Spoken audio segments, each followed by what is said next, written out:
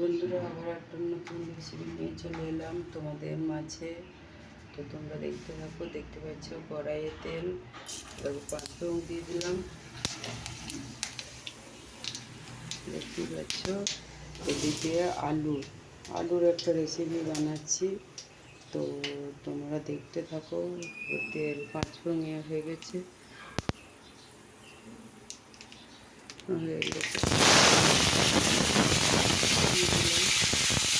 আলু বটা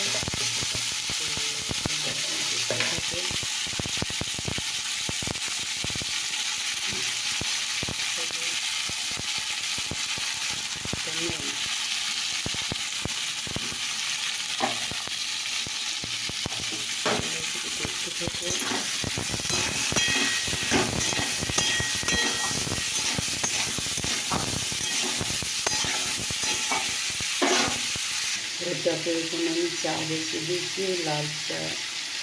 তো কড়াই চা করছি, তো 3 কাপ জল দিয়েছি, 4 চামচ চিনি দিয়েছি, 1 ফোঁটা চা দিয়েছি, 1 ফোঁটা নুন দিয়েছি। চা হতে রয়েছে। তো মশলা দেবো, তো কি মশলা দেবো তোমরা দেখতে থাকো।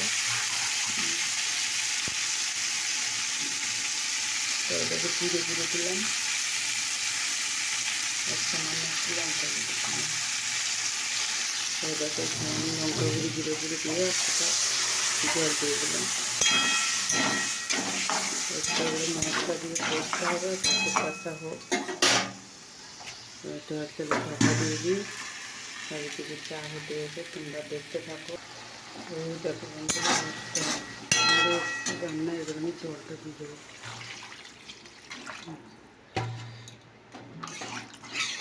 কেন এতটা জল দিলাম বলো তো বন্ধুরা? সেদ্ধ হবে, তো দেখতে থাকো তোমরা। তো দেখো বন্ধুরা, আবার আমি দুধ চা করছি, কেন সে চাটা একটু নষ্ট হয়ে গেল, এই জন্য আমি এই কারণে দুধ চা করছি। তো দেখো তরকারি এখন ফুটে রয়েছে।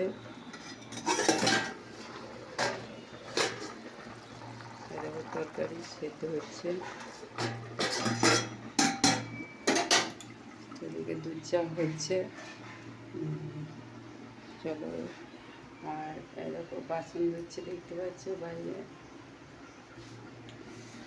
তো তোমরা দেখতে থাকো। তো দেখো বন্ধুরা, আমার চাও হয়ে গেছে, ফুটে গেছে। আর এদিকে তরকারিও তোমার রেসিপিটা